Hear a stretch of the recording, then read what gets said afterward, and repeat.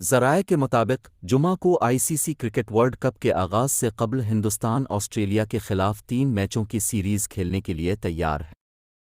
B C سی آئی دو طرفہ series کو world cup کی تیاریوں کے حصے کے طور پر دیکھ رہا ہے۔ اگرچہ تاریخوں اور مقامات کا اعلان ہونا باقی ہے، لیکن یہ میچ 20 سے 27 ستمبر کے درمیان کھیلے جائیں گے۔ پہلا ون ڈے 20 ستمبر، اس کے بعد 30 ستمبر اور 26 ستمبر کو کھیلا جائے گا۔ تاہم، میچ ایسے مقامات پر کھیلے جائیں گے جو ورلڈ کپ کے میچوں کی میزبانی نہیں کر رہے ہیں۔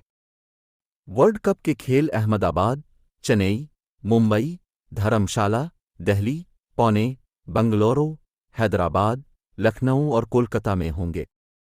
گوہاٹی اور ترووننت پورم میں وارم اپ گیمز۔ یہ اس سال مہمانوں کے طور پر بلیوز کے خلاف آسٹریلیا کی دوسری ون ڈے سیریز ہوگی۔ ان کا آخری دورہ بھارت مارچ میں تھا، جہاں انہوں نے سیریز 2-1 سے جیتی تھی۔ یہ سیریز بہت اہم ثابت ہوگی کیونکہ دونوں ٹیمیں 8 اکتوبر کو چنئی کے ایم چدمبرم اسٹیڈیم میں ایک دوسرے کے خلاف اپنی عالمی مہم کا آغاز کریں گی۔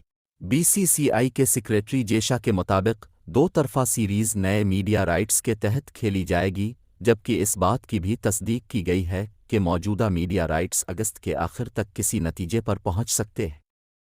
ٹینڈر جلد ہی آ جائے گا۔ ہم اگست کے آخر تک میڈیا کے حقوق کے عمل کو بند کرنے کی منصوبہ بندی کر رہے ہیں، جیشا نے بدھ کو انسائیڈ اسپورٹ کے حوالے سے کہا۔ واضح رہے کہ یہ ٹیم انڈیا کے لیے ایک جہنم کی سواری ثابت ہونے والی ہے، کیونکہ وہ ستمبر میں ہونے والے ایشیا کپ میں بھی حصہ لیں گے، جو 17 ستمبر کو ختم ہوگا۔